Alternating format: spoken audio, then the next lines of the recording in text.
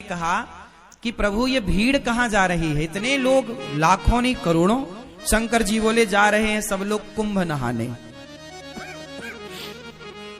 तो पार्वती मैया बोली अरे ये तो सब बड़े पुण्यात्मा हैं। शंकर जी बोले नहीं, ये जा जरूर रहे हैं, लेकिन ये देखने और दिखाने जा रहे हैं। चलो देख आवे कितना बड़ा मेला भरा है, और दिखाने के जी हम भी गए थे, तुम तो गए नहीं।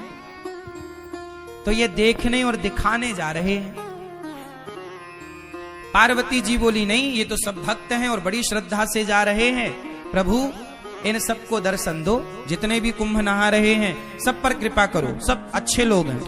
शंकर जी बोले चलो पार्वती जी आप कह रही हो तो हम चेक कर लेते हैं कि इनमें से कितने लोग कुंभ नहाने आए हैं, कितने लोग पवित्र विचारों से आए हैं, चेक करते।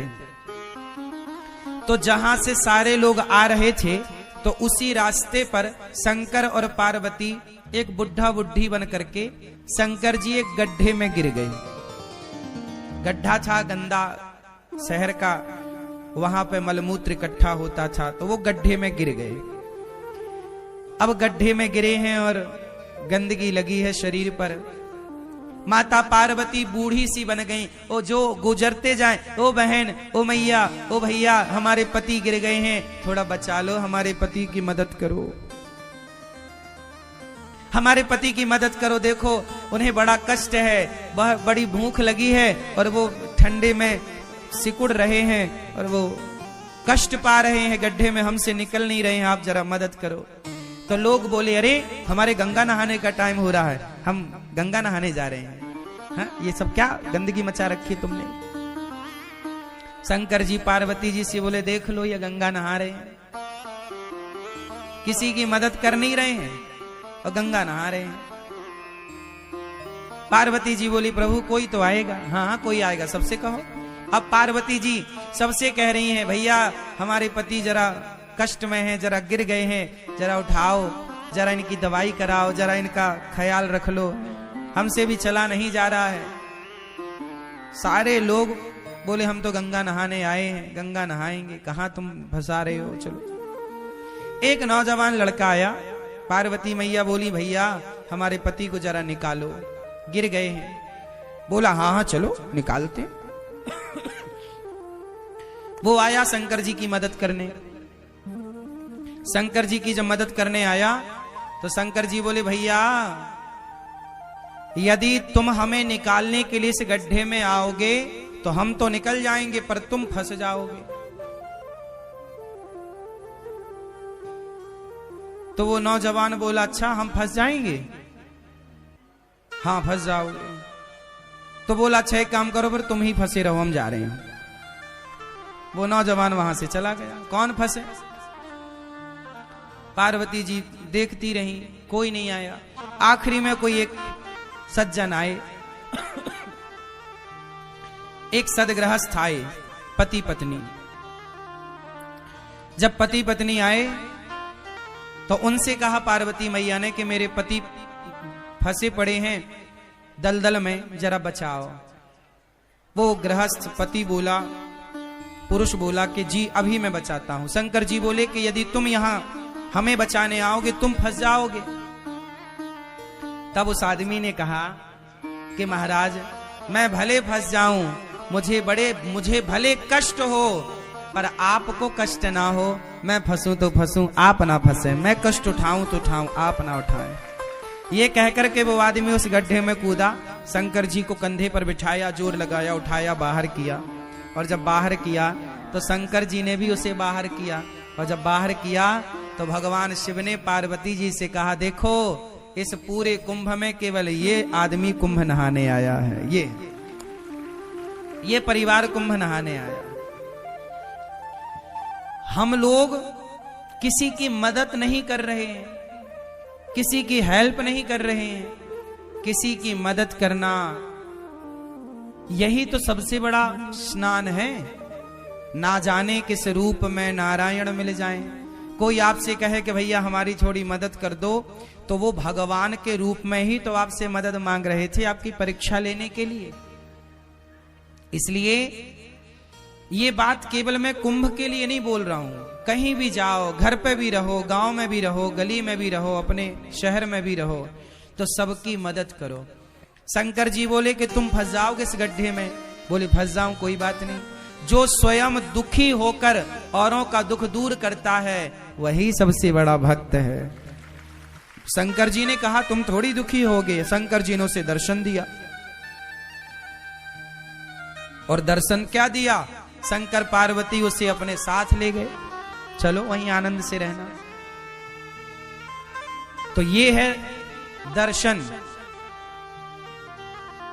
अब हम लोग क्या करते हैं, कहीं भोजन बट रहा है, प्रसाद बट रहा है, तो हम स्वयं आगे होकर के अपना लेते हैं और दूसरे की थाली में धक्का लगे तो लगे, उसका गिरे तो गिरे, हमें मिलना चाहिए। मोर पेट हाहू मैं ना देहो काहू। आदमी ये नहीं चाह रहा है कि पहले तुम ले लो, नहीं नहीं, पहले हम। और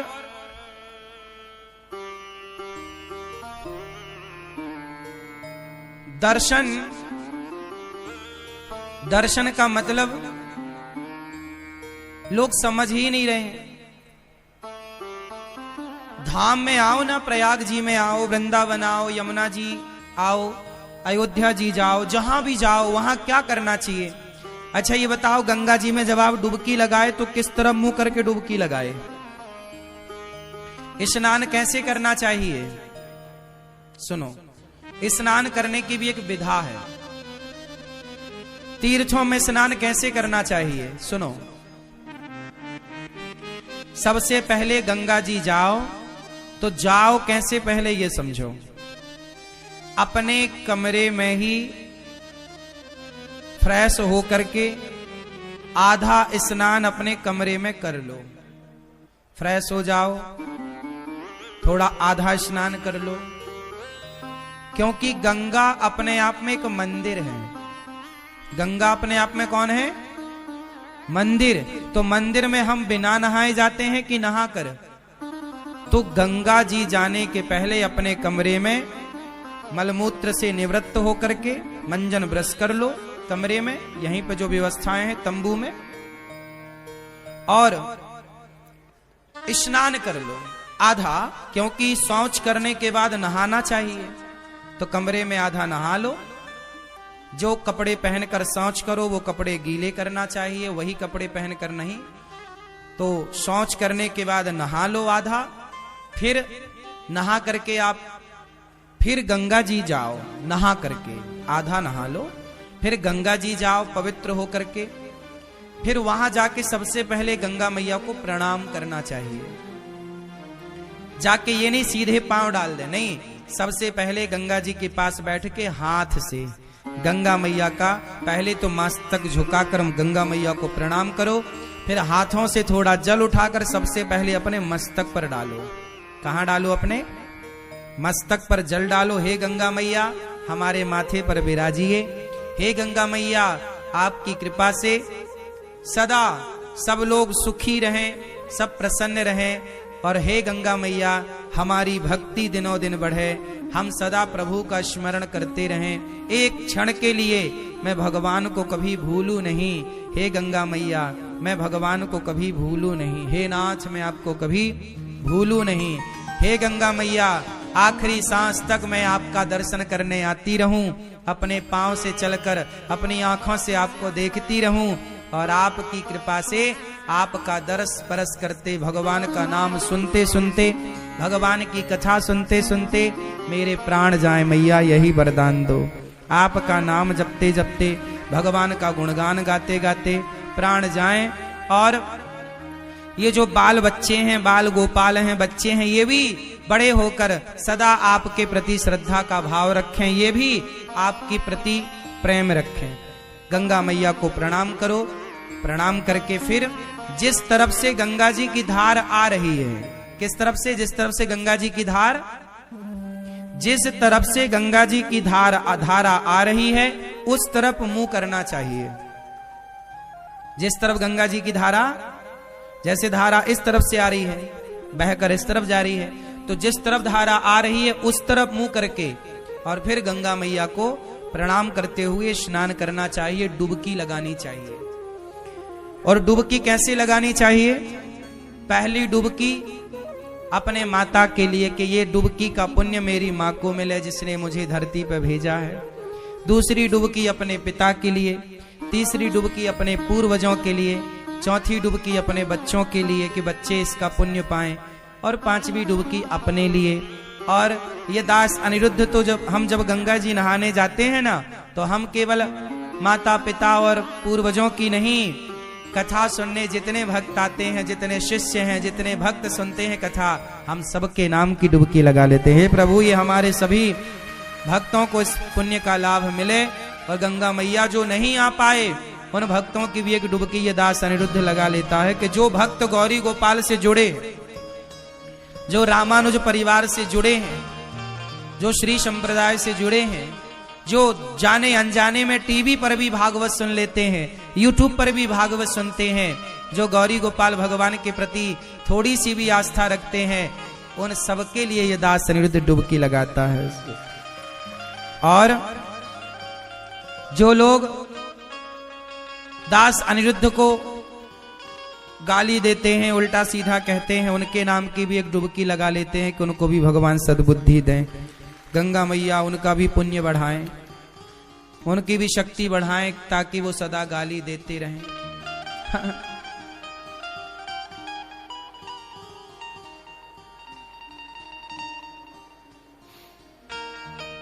क्योंकि बैलेंस बना के चलना चाहिए ना। यदि आपको अच्छा कहने वाले लोग हैं तो आपको बुरा कहने वाले लोग भी होंगे, इसलिए आप लोग घबरा जाते हैं कि मुझे बुरा कह दिया। लेकिन ये दास अनिरुद्ध उन बुरा कहने वाले लोगों के नाम की भी गंगा जी में एक डुबकी मार लेता है कि भैया उनका भी भला हो। वो बुरा सोचें, हम बुरा क्यों सोचें? यदि आपने बुरा सोचा हमारे लिए और हमने भी